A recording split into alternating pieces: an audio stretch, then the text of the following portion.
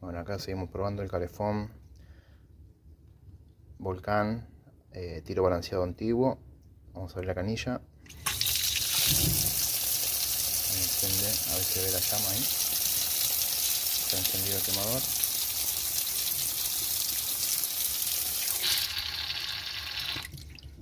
Cerramos y corto.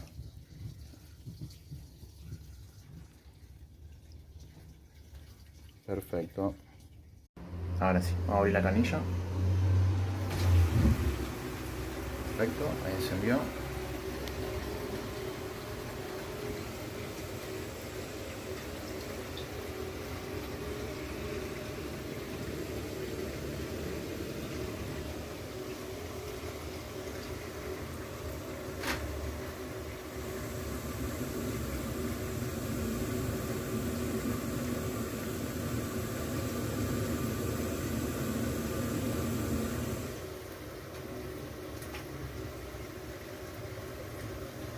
Cerramos la canilla